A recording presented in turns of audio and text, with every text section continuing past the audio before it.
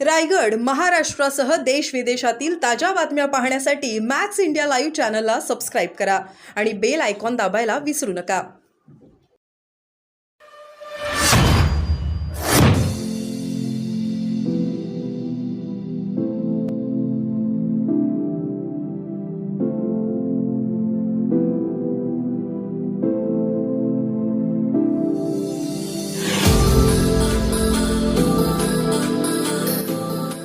महायुतीच्या उमेदवारांना आज आपण केलेला आहे. यापूर्वी आता महाविकास आघाडीचे उमेदवार देखील घोषित झालेले आहेत. दोन अपक्ष उमेदवार मैदानात आहे. कशी निवडणूक होणार आहे? या ठिकाणी आपण जर पाहिलं असेल तर मागच्या काळामध्ये सुद्धा प्रतापराव जाधव यांची 3 वेळेस भाजप शिवसेनेचे उमेदवार म्हणून या ठिकाणी विजय हॅट्रिक झालेली आहे. आणि त्यावेळेचे त्यांचे जे प्रतिस्पर्धी उमेदवार होते शिंगणे साहेब, आज ते सुद्धा आमच्या बरोबर आहे. त्याच्यामुळे मला नाही वाटत की ही लढत ही तुल्यबळ लढत होईल. एकतर्फी हा आमचा विजय होणार आहे हे स्पष्ट झालेलं आहे.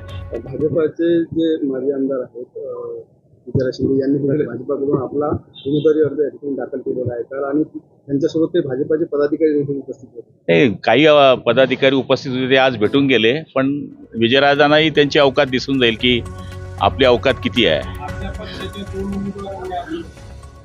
ते भरलेले आहेत, तर हे भरलेले इकडे बाजूलाच भरलेले आहे. त्यामुळे आमच्या माणसाने फॉर्म भरलाय, तो उद्या कोणी फॉर्म चुकू नये, काही होऊ नये म्हणून वरतून आदेश आल्यामुळे तो फॉर्म भरलेला आहे. तो फॉर्म मागे होणार आहे.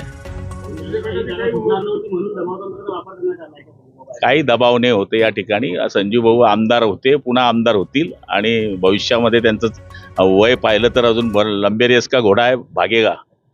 धन्यवाद.